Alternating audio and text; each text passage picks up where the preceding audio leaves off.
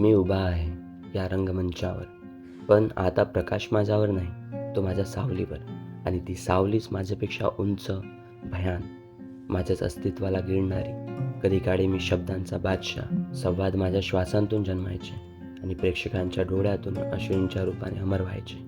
आज तेच शब्द ओठांवर येताना कापतात, जणू त्यांनाच माझी लाज वाटते. जीवन म्हणजे नटसम्राट इतकंच नव्हे, ते त्याहूनही अधिक निर्दयी नाटक आहे. इथे दिग्दर्शक काळ आणि कलाकार आपण, ज्यांना शेवटचा प्रसंग कधी सुरू होतो तेही कळत नाही.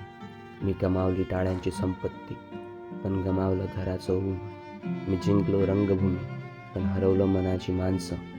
ज्यांना माझ्या कलेचा अभिमान होता, त्यांनाच माझ्या अशक्तपणाची लाज वाटली. ज्यांना मी जग दिलं, त्यांनी मला एक खोली दिली, तेही उपकारांच्या भावनेतून.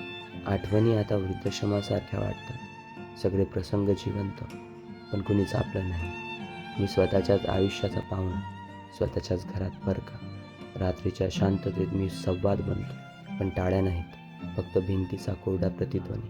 तोच मला विचारतो, राजा, तुझं राज्य कुठे आहे? आणि मी हसतो. ते हसूही अभिनयच असतं, कारण आतून मी कोसळलो, तुटलेला रंगमंचासारखा, ज्याची फळं सैल झाली आणि पाया पोखरला आहे. शेवटी उमजतं, नटसम्राट ही उपाधी नव्हती, ती श्राप होती. कारण जो स्वतःला रंगमंचावर देव मानतो, त्याला जीवन माणूस म्हणून जगू देत नाही. आता शेवटचा प्रसंग जवळ येतो. प्रकाश मंदावतोय, आवाज थरथरतोय, श्वास लहान होत चाललाय आणि पडदा पडताना कुणी टाळा वाजवणार नाही.